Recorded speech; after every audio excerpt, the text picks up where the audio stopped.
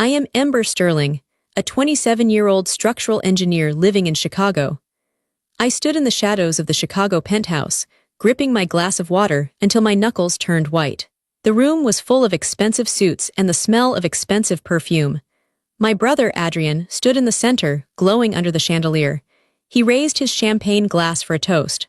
The room went quiet. I thought, for just 1 second, he might actually thank me.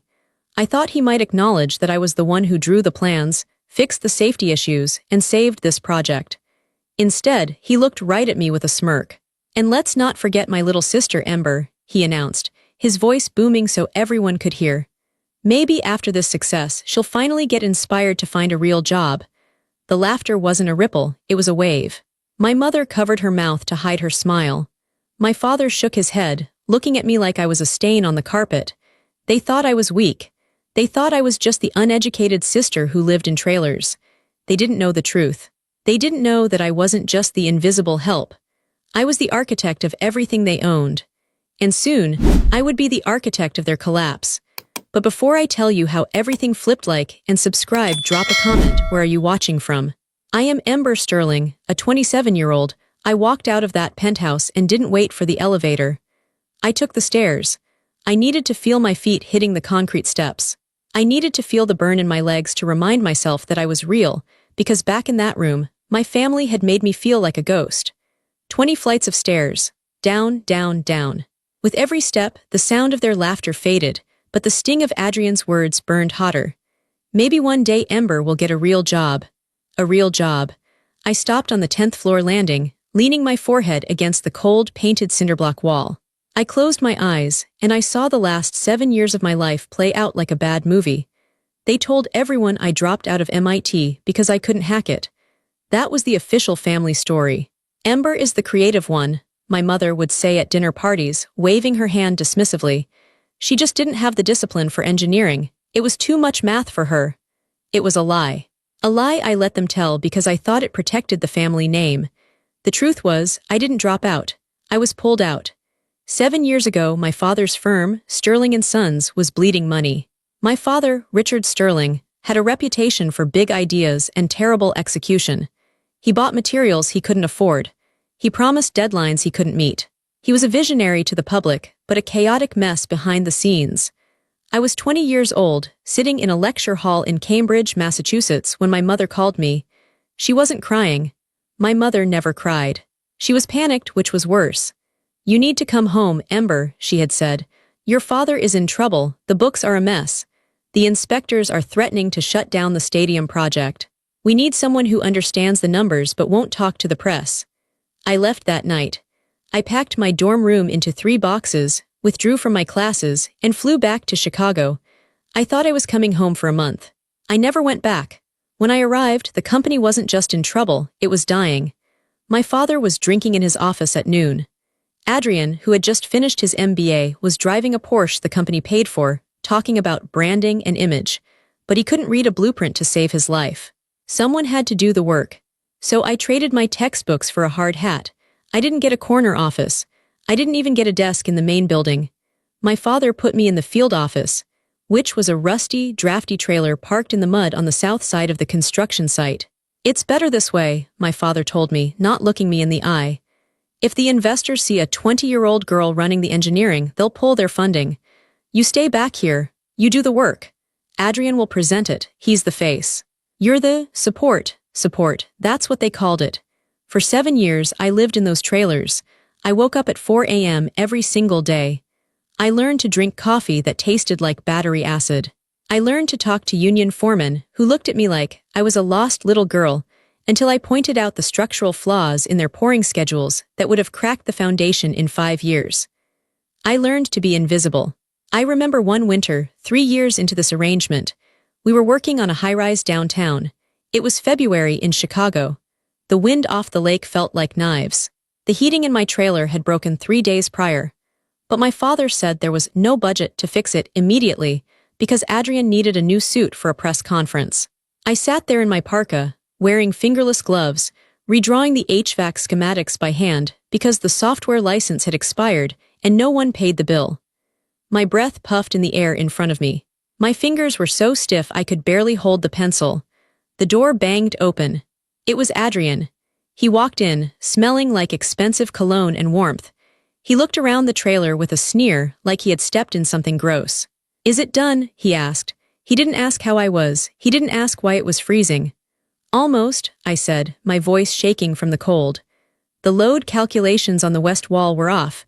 I had to recalculate the steel reinforcement. If we had built it the way Dad wanted, the windows would have blown out in the first storm. Adrian grabbed the papers from my desk. "Just give it to me. The investors are waiting at lunch." He turned to leave. "Adrian," I called out. He stopped, hand on the door, letting the freezing wind blow in. "What?" "My heater," I said. "It's been 3 days, I can't feel my toes." He laughed, a short, sharp sound. "Buy a space heater, Ember. Stop being so dramatic. We're all making sacrifices." He walked out and slammed the door. I watched through the dirty window as he got into his heated car and drove away to a lunch that cost more than my monthly rent. I sat there and finished the calculations. I did it because there were 200 workers on that site who needed this job to feed their families. I did it because if the building failed, people would get hurt. I did it because I still, stupidly, loved my father and wanted to save him from ruin. I was the secret engine that kept the Stirling machine running. I fixed safety violations before the inspectors arrived. I renegotiated contracts with suppliers who were ready to sue us. I rewrote the blueprints that my father scribbled on napkins. And every time a project finished, every time a building opened, I stood in the back of the crowd, wearing my work boots, while Adrian and my father cut the ribbon. They praised Adrian for the clean lines and bold engineering. They praised my father for his vision. They never mentioned the girl in the trailer. I told myself it was temporary. I told myself I was earning my place. I told myself that one day they would call me up to the stage and say, "We couldn't have done it without Ember." I was so naive. I was a workhorse hoping to be treated like a racehorse. But to them, I was just the mule. Useful for carrying the heavy load, but you don't bring a mule to the party. Until tonight. Tonight, the mule had walked into the party, and the mule had finally realized that the heavy load wasn't hers to carry anymore. The moment I truly should have known better, the moment the cracks in my heart really started to show, was 3 years ago, the riverfront disaster. It wasn't a physical disaster, thank God, but it was the moment my soul started to collapse. The riverfront project was supposed to be my father's legacy. A massive complex of luxury condos right on the Chicago River. It was a beautiful idea. It was also a logistical nightmare. My father had bid too low to get the contract. Millions too low. By the time we broke ground, we were already in debt. The banks were calling every day. My mother was selling her jewelry on the quiet to pay the interest on the loans. The stress in the house was thick, like smoke. Then the soil report came back. I was in the trailer as always. The geologist, a man named Miller, threw the file on my desk. "You've got a problem, Ember," he said. "The soil on the north bank is unstable. It's too soft. If you drive piles the way your plans say, the whole north tower is going to sink 3 inches within a year. It'll tear the building apart." My stomach dropped. "How much to fix it?"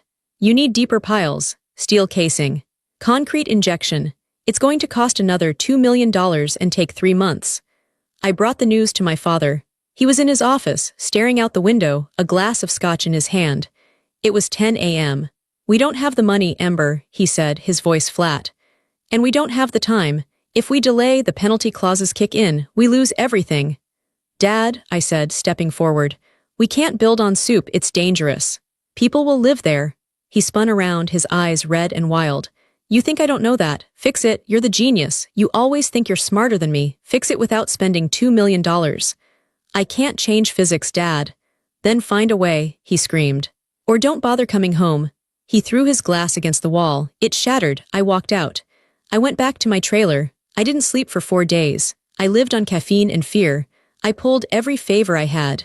I called an old professor from MIT, one I hadn't spoken to since I left. I begged him to look at the soil data with me. We worked over Zoom until 4 a.m. Together, we found a solution. It wasn't standard. It was a cantilever system, shifting the weight of the North Tower back onto the solid bedrock of the South Side. It was brilliant. It was elegant. And most importantly, it was cheap. It used steel we already had. I redrew the entire structural plan in 48 hours. My eyes were burning, my hands were cramping, but I did it. I saved the project. I saved the company. I saved the family home. I presented it to the construction team. They looked at me like I was a wizard. "This will work," the foreman said, nodding with respect.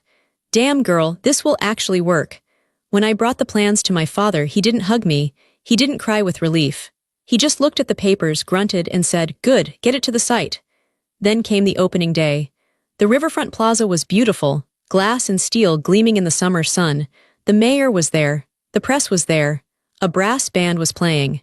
I was standing by the catering tent, wearing a simple black dress I had bought at Target. I was tired. My bones felt heavy, but I was proud. I looked at that North Tower standing straight and tall, and I knew I did that. That's my building. Adrian walked up to the podium. He looked like a movie star in a navy suit. He flashed his perfect white teeth at the cameras. "Thank you all for coming," Adrian said, his voice smooth as silk. "When we started this project, we faced impossible challenges. The soil, the budget, the timeline. Many people said it couldn't be done." He paused for dramatic effect. The crowd leaned in. "But I knew we could do it," Adrian said. "I spent many sleepless nights looking at those blueprints. I knew that if we used a cantilever system, we could distribute the load. It was a risk, but leadership is about taking risks." I froze. The air left my lungs. He spent sleepless nights. He looked at the blueprints. Adrian wouldn't know a cantilever from a cantaloupe. My father stepped up to the microphone next. "I am so proud of my son," he said, beaming. "Adrian shows the kind of innovation that Sterling & Sons is built on. He is the future of the city." The crowd applauded. The mayor shook Adrian's hand. They took photos. Flashbulbs popped. I stood there alone by the trash cans behind the tent. A waiter walked by with a tray of empty glasses. He bumped into me. "Excuse me, miss," he said rudely. "You're in the way." I wasn't a person. I was an obstacle. I watched my brother accept an award for innovation in architecture, right there on the stage. He held the plaque high. The plaque I earned. The plaque that belonged to the girl with the shaking hands and the cheap heater in the trailer. I wanted to scream. I wanted to run up onto that stage and tear the microphone out of his hand. I wanted to shout, ask him how deep the piles are, ask him what the load-bearing ratio is. He doesn't know. But I didn't. I stayed silent. Why? Because I was conditioned. I was trained to be the safety net, not the star. I told myself that my sacrifice mattered. I told myself that keeping the family afloat was a noble thing. I was wrong. It wasn't noble. It was pathetic. That day at the riverfront, I learned a lesson, even if I didn't admit it to myself until years later. My family didn't love me. They loved what I could do for them. And the more I did, the less they respected me. I had saved them from bankruptcy, and my reward was to be erased. The morning after the penthouse party, I woke up in my apartment. It wasn't a penthouse. It was a fourth-floor walk-up in a neighborhood where you didn't walk alone at night. The paint was peeling, and the radiator clanked like a dying engine. My head was pounding. Not from alcohol, I hadn't had a drink, but from the sheer emotional exhaustion of being humiliated in front of 200 of Chicago's elite. I sat up and checked my phone. It was blinking with notifications. 17 missed calls, 32 texts. My stomach turned over. I unlocked the screen. The first text was from Adrian, sent at 2 a.m. "Where the hell did you go? You left before the investors left. Unbelievably selfish, Ember. You embarrassed us, again." The next one was from 2:15 a.m. "We need to talk about the Eco Tower. Dad says you have the final CAD files on your laptop. Send them to me, now." Then 3 a.m. "Are you ignoring me? Don't play games, Ember. You're not smart enough to play games with me." I scrolled down. There was a text from my mother. It didn't ask if I was okay. It didn't apologize for Adrian's toast. "Ember, pick up your phone. We need your signature on the transfer documents for the Eco Tower rights. The lawyers are pressuring us. Stop pouting and do your duty." I stared at the screen. Duty. That word again. The Eco Tower. That was the project Adrian had been celebrating last night. My design. My green energy concept. The one I had spent the last 8 months working on while Adrian vacationed in Build. They needed my signature. Legally, because I was the registered engineer on the permit application. Because Adrian didn't have a license. They couldn't move forward with the sale of the building rights without my formal release. They didn't want an apology. They didn't want reconciliation. They wanted my ownership. My phone rang in my hand. It was my mother. I stared at the picture of her ID, a photo taken years ago where she actually looked kind. I took a deep breath and answered. "Hello?" Finally, her voice was sharp like breaking glass. Where are you? Adrian has been trying to reach you all morning. I'm at home, Mom, I said quietly. I left the party because Adrian humiliated me. Oh, stop it, she snapped. Adrian was making a joke. You have no sense of humor, you're always so sensitive. It's exhausting, Ember. I felt tears prick my eyes, but I blinked them away. He called me worthless, Mom, in front of everyone. He said you need a real job, she corrected. And frankly, he's right. Playing around in the dirt is fine for a while, but it's time you grew up, which brings me to why I'm calling. She took a breath and her voice shifted. It became the business voice, the transaction voice. The lawyers are sending over a courier with the papers. You need to sign over the intellectual property rights for the Eco Tower to Sterling and Sons. We're selling the design to a developer in Dubai. It's a huge deal, Ember. Millions? You're selling my design? I asked. Without asking me. It's the company's design, she said coldly. You work for the company, barely. I drew every line, Mom. I did the wind tunnel testing. I sourced the solar glass. And the company paid for the pencils, she said. Sign the papers, Ember. Don't make this difficult. If you don't sign, the deal falls through. And if the deal falls through, we can't pay the mortgage on the penthouse. There it was. The guilt trip. I need time to think, I said. There is no time, she shouted. Adrian is furious. He's already taken steps, Ember. He knew you would be difficult. What do you mean, taken steps? Check your email. The line went dead. I pulled my laptop onto my lap and opened my email. There was a notification from the company HR system, which Adrian managed. Subject, notice of termination. I opened it. My hands were shaking. It wasn't a termination letter for me. It was a CC'd email. Adrian had fired my crew. Bob, the 60-year-old foreman who had taught me how to pour concrete. Sarah, the junior drafter I was mentoring. Miguel, the safety inspector who had a baby on the way. Adrian had fired them all this morning. The email read, due to restructuring and lack of project oversight from the senior engineering team, Ember Sterling, the following positions are redundant effective immediately. He was blaming me. He was firing the only people who respected me, the only people who actually did the work, and he was telling them it was my fault. He was holding them hostage. My phone buzzed again. A text from Adrian. I can hire them back tomorrow, if you sign the papers today. Your choice, little sister. Do you want Bob to lose his pension? Sign the rights over. I threw the phone across the room. It hit the wall and cracked. I sat there, breathing hard. My chest felt like it was caving in. This wasn't just family dysfunction anymore. This was blackmail. This was war. They didn't care about me. They saw me as a resource to be mined until I was empty and then discarded. And now they were willing to hurt innocent people just to control me. I walked into my tiny bathroom and splashed cold water on my face. I looked at myself in the mirror. I looked tired. I looked pale. I looked like the victim they wanted me to be. No, I whispered to the reflection. I wasn't going to sign, but I wasn't going to just say no either. If I said no, they would just forge my signature or destroy my reputation. I needed to do something they never expected. I walked back to the living room and picked up my cracked phone. I didn't text Adrian back. I didn't call my mother. Instead, I opened my laptop and logged into the secure server. I had about an hour before they realized I wasn't complying and locked me out. I needed to download everything. Every email, every draft, every forged safety report Adrian had tried to hide. They wanted my signature, fine. But they were going to get the whole truth along with it. While the files were downloading, I made the mistake of opening social media. I don't know why I did it. Maybe I wanted to see the damage. Maybe I wanted to see if anyone had defended me. I opened Instagram. The first thing on my feed was Adrian's post from the party. It was a photo of the core team, accepting the applause after his toast. I remembered that moment. I had been standing on the far left, looking awkward, holding my water glass. Adrian was in the middle. My parents were on the right, but in the photo on the screen, I wasn't there. The photo had been edited, and not just cropped. Someone had professionally retouched the image to remove me completely. Where I had been standing, there was now just a seamless extension of the velvet curtains and a potted plant. I zoomed in. It was flawless work. It was like I had never existed. I looked at the caption. At Adrian Sterling Arch, visionary leadership requires bold action. Last night we celebrated the future of the Eco Tower. Proud to lead this family and this firm into a new era of excellence. Success is a solo journey sometimes, but the view from the top is worth it. Number architecture, number visionary, number sterling legacy, number self-made, self-made. I felt a laugh bubble up in my throat, but it sounded like a sob. Self-made. He couldn't even make his own coffee without calling an assistant. I scrolled through the comments. So inspiring, Adrian. You're a genius, man. The Sterling family never misses. And then, a comment from one of my cousins.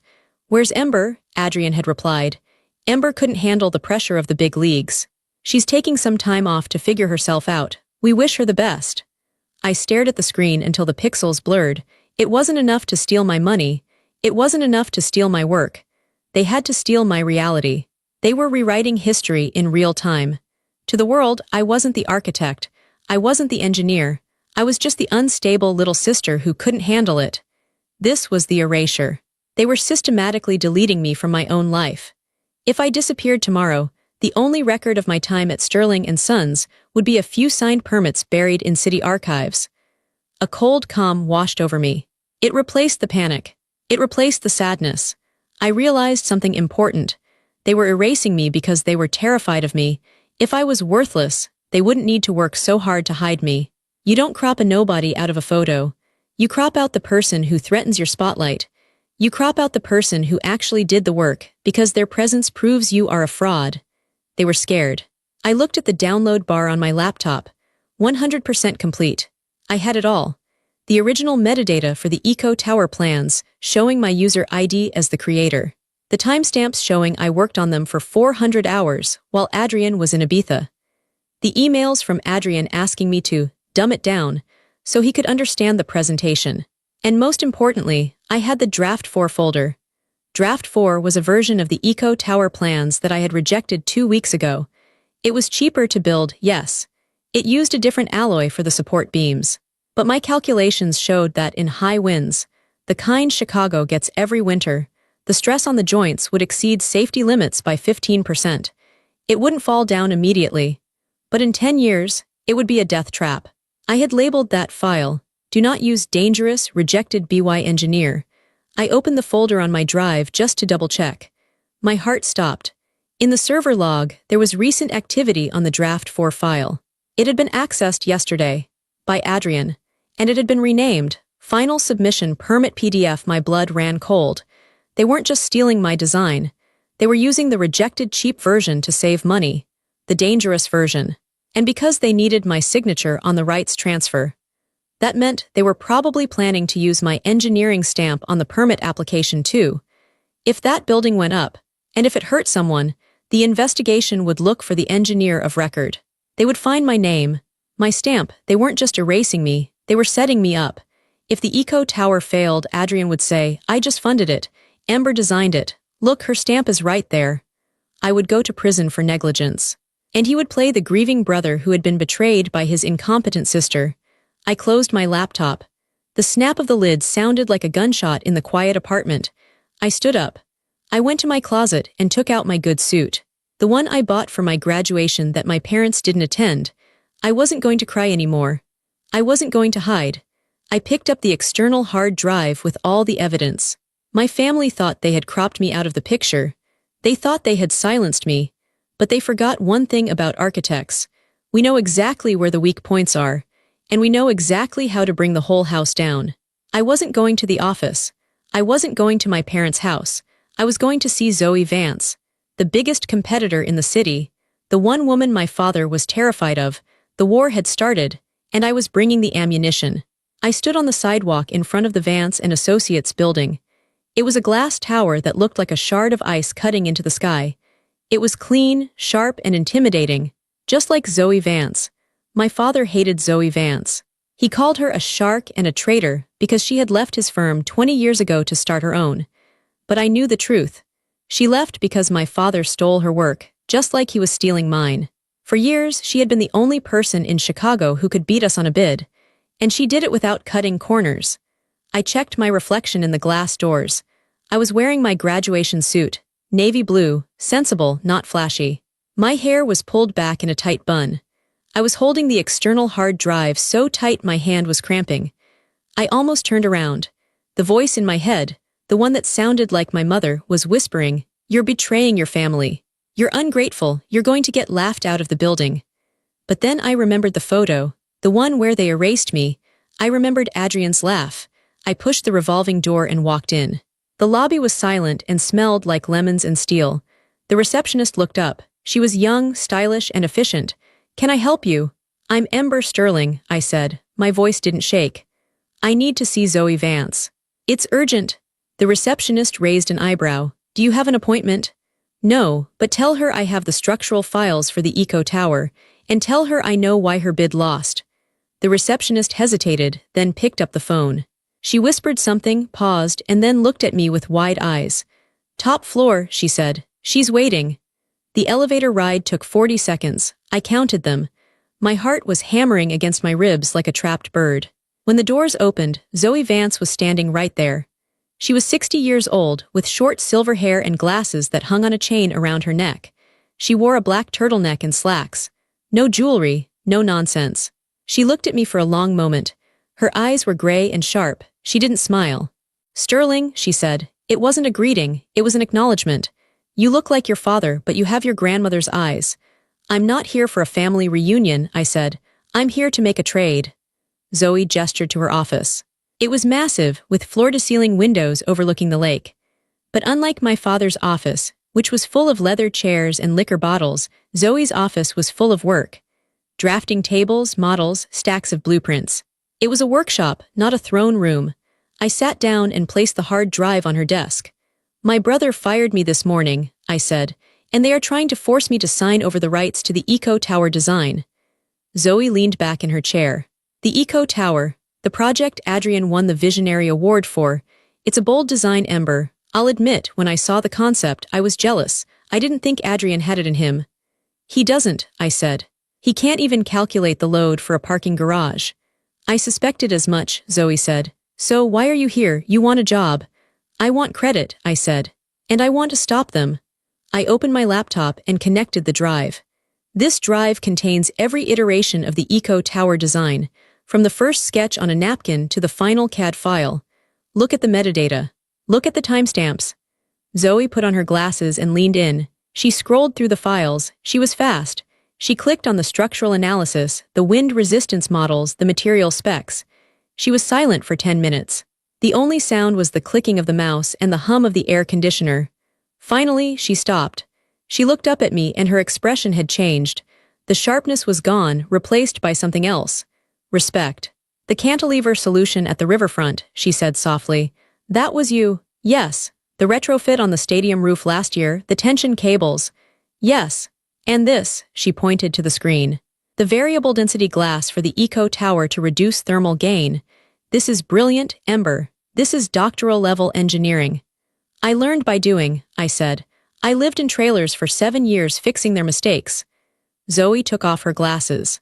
"I always wondered how Richard kept that company afloat. He's a drunk and a gambler. And Adrian is a salesman. I knew someone else was doing the math. I just didn't realize it was his daughter." She stood up and walked to the window. "You know what they say about me, right?" she asked. "That I'm cold, that I'm ruthless." "I don't care," I said. "I just want to work for someone who knows my name." Zoe turned around. "I don't just want to hire you, Ember. I want to partner with you. You have a mind for structure that I haven't seen in 20 years. You see the skeleton of the building, not just the skin. That's rare." She walked back to the desk and extended her hand. "Senior structural engineer," she said. "And 5% equity in the firm to start. Plus, we put your name on every project you touch. Big letters, no cropping." I looked at her hand. It was a lifeline. "There's one more thing," I said, not taking her hand yet. "I think they're going to build the Eco Tower using a rejected draft. A dangerous one. I need help proving it." Zoe's eyes narrowed. "If they do that, people will die." "I know," I said. "That's why I'm here." Zoe nodded grimly. "Then let's get to work. Welcome to the team, Ember." I shook her hand. It was firm and warm. For the first time in my life, I wasn't just a helper. I was a partner. The first week at Vance and Associates was a shock. I had my own office. It had a door that closed. It had heat. I had a high-performance computer and a chair that didn't hurt my back. But the biggest shock was the culture. On Tuesday, I was in a meeting with the junior architects. I pointed out a potential drainage issue in a plaza design.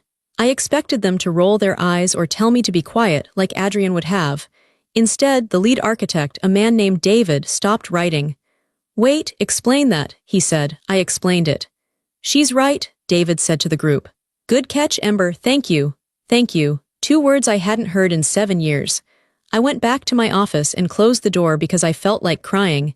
It was pathetic how much I starved for basic decency. But I couldn't relax.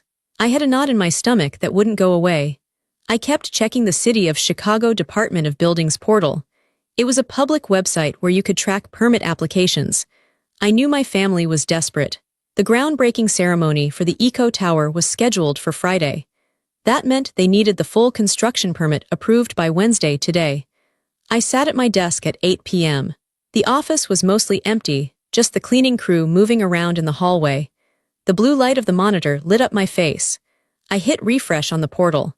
Application number B-2000 and 25-8892. Sterling & Sons, Eco Tower. Status, approved. My heart stopped. Approved. That meant they had submitted the final structural drawings and a licensed engineer had stamped them. But I hadn't stamped them. And I was the only licensed structural engineer of record on the project. Adrian wasn't licensed. My father's license had been suspended pending a review of his continuing education credits. Another mess I used to clean up for him. So how did they get approval? I clicked on the View Documents tab. The file downloaded slowly. My internet connection was fast, but time seemed to slow down. The PDF opened. I scrolled past the cover sheet. Past the zoning compliance. I went straight to the structural schematics. I looked at the beam specifications on page 42. Beam type, W12x26 grade 50 steel, I gasped. "No," I whispered. "No, no, no." W12x26 was the spec from draft 4, the cheap draft, the rejected draft. The safe spec, the one I had finalized in draft 8, was W14x90. It was much heavier, much stronger, and much more expensive.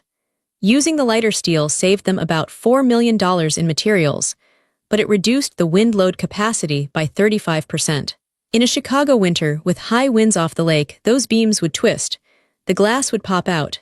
The floors would buckle. It was a disaster waiting to happen.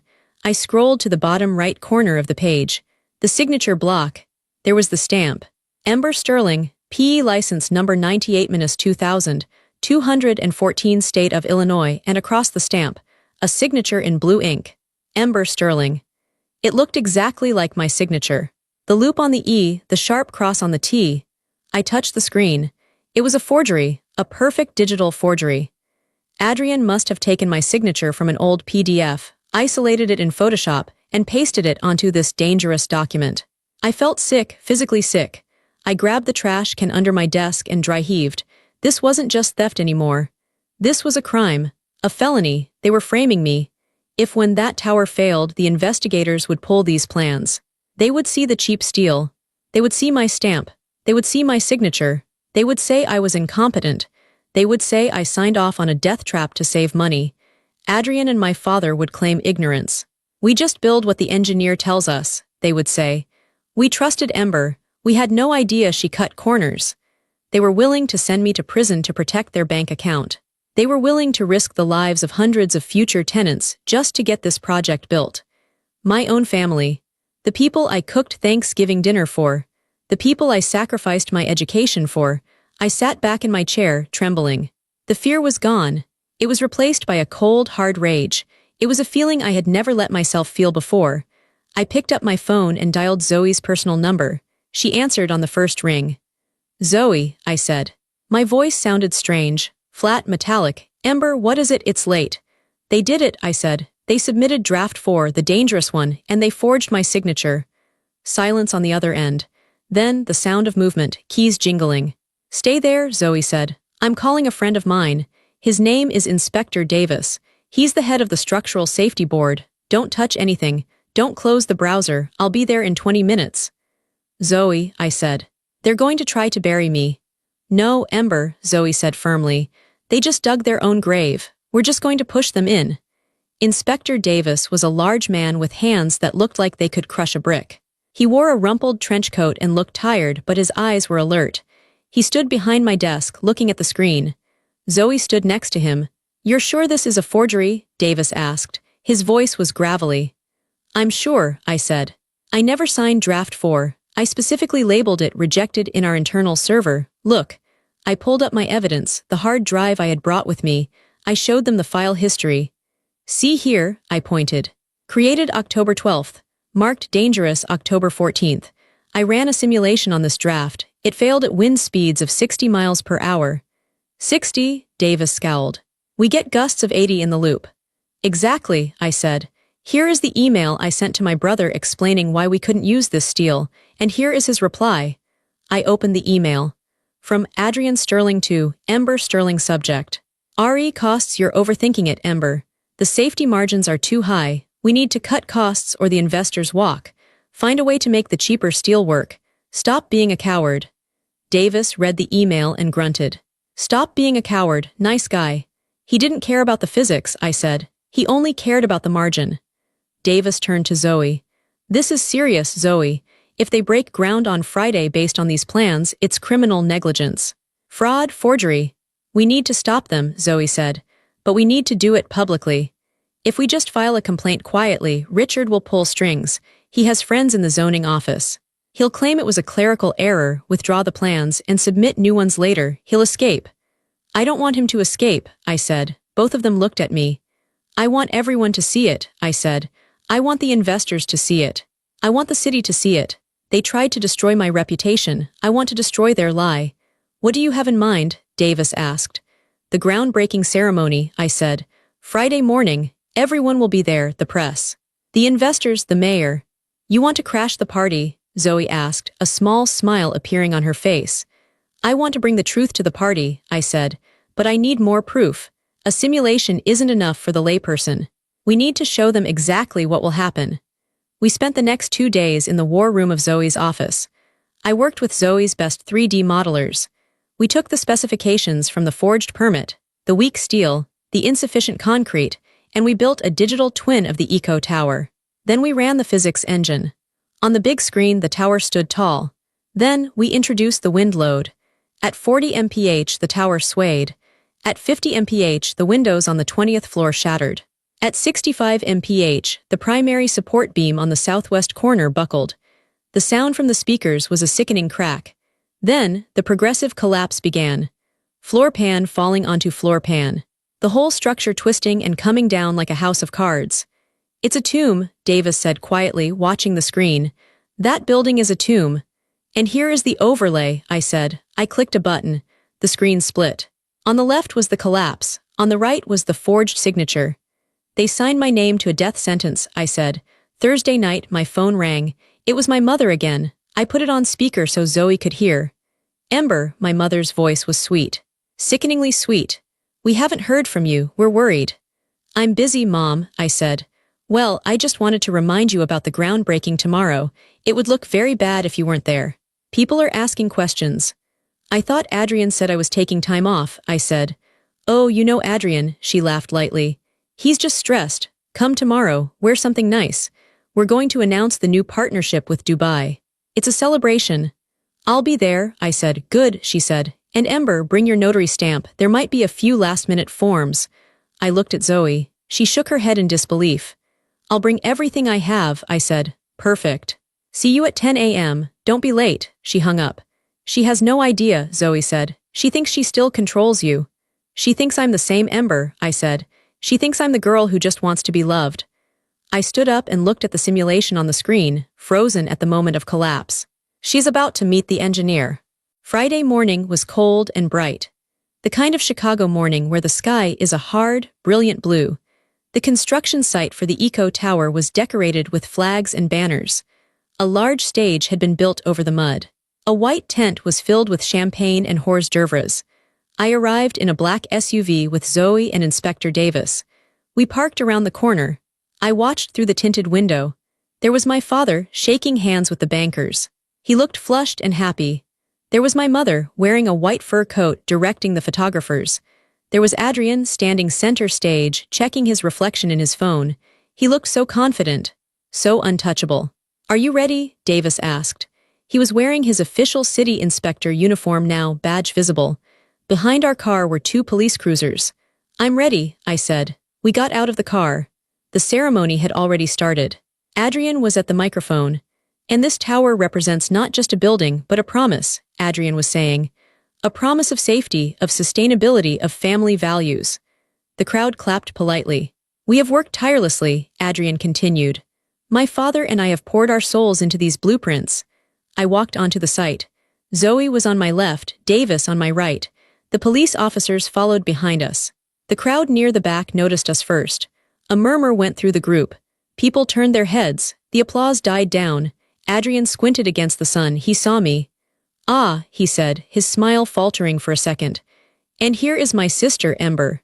Running a little late, as usual. He laughed nervously. Come up here, Ember, join the family. I didn't smile, I didn't wave, I kept walking. I walked right down the center aisle. The investors in their expensive suits parted ways for us. I walked up the stairs to the stage. Ember, what are you doing? My mother hissed, stepping forward. Who are these people? This is Inspector Davis, I said, my voice amplified by the microphone as I stepped close to it. Adrian tried to grab the mic. Okay, thank you, Ember. We can discuss this later. Inspector Davis stepped between us. He was a foot taller than Adrian. Step back, Mr. Sterling. The crowd went deadly silent. What is the meaning of this? My father demanded, blustering forward. This is a private event. This is a crime scene, Davis said. His voice boomed across the site. The cameras were all flashing now. Every lens was pointed at us. Crime scene, Adrian laughed, but it sounded like a choke. That's ridiculous, we have permits. You have forged permits, I said. I looked at the crowd. I looked directly at the investors. My name is Ember Sterling, I said clearly. I am the structural engineer for this firm. The permits that were submitted to the city on Wednesday bear my signature and my stamp. I paused, but I did not sign them. Gasps from the crowd. The plans submitted utilize substandard steel, I continued. Beam W12X26. If this building is built as designed by my brother, it will collapse within 5 years. She's lying, Adrian screamed. He looked wild now. She's crazy, she's jealous because I fired her. I have the proof, I said calmly. I held up the hard drive. And so does the City Department of Buildings. We have the metadata proving the forgery. We have the emails where you demanded cheaper materials against safety regulations. Zoe stepped forward. I have personally reviewed the files. As a licensed architect in the state of Illinois, I certify that the plans Adrian Sterling submitted are a catastrophic failure waiting to happen. The investors were backing away. The bankers were on their phones. This is slander, my father shouted. I'll sue you, I'll sue all of you. You can't sue, Davis said. You're under arrest. The police officers stepped onto the stage. Richard Sterling, Adrian Sterling, Davis said. You are under arrest for fraud, forgery, and reckless endangerment. The color drained from Adrian's face. He looked at me, his eyes wide with shock. He looked like a child. Ember, he pleaded. Ember, tell them. Tell them it's a mistake, we're family. I looked at him. I looked at the brother who had mocked me, the brother who had erased me from the photo, the brother who had stolen my life for 7 years. Family doesn't build their fortune on their sister's grave, I said. The officers handcuffed him. Adrian dropped the ceremonial golden shovel. It hit the wooden stage with a hollow thud. My mother was screaming. Don't touch him. Do you know who we are? Yes, I said to her. We know exactly who you are, and now so does everyone else. I turned my back on them. I walked down the stairs. Zoe put a hand on my shoulder. You did good, she said. I looked back one last time. Adrian was being led into the police car. My father was arguing with an officer, his face purple.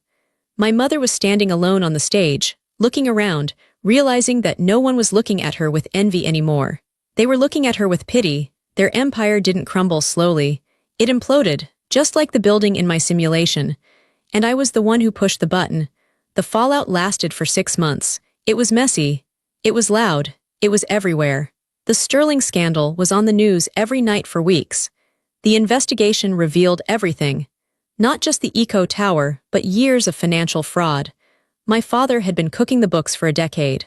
Adrian had been bribing inspectors on other jobs I hadn't managed. They lost everything. The bank seized the penthouse. The company was dissolved. My father lost his architecture license permanently. He avoided prison due to health reasons. But he was a broken man, living in a small rented condo in the suburbs, disgraced and forgotten. Adrian wasn't so lucky. Because he had forged the signature, a direct felony, And because the intent was to defraud investors, the judge wasn't lenient. He was sentenced to 4 years in federal prison. I didn't go to the sentencing. I read about it in the paper while sitting in my new office. My mother tried to call me once, about 2 months after the arrest. I was at my desk at Vance and Sterling. Yes, Zoe had changed the name of the firm. I saw my mother's number on the caller ID. I hesitated. Part of me, the old part, the little girl part, wanted to answer, wanted to hear her say she was sorry. But I knew she wouldn't. She would ask for money, she would blame me. She would say I ruined the family. I realized I didn't need her apology, and I didn't need her permission to be happy. I pressed the block caller button. I turned my chair to face the window. From my office on the 40th floor, I could see the whole city.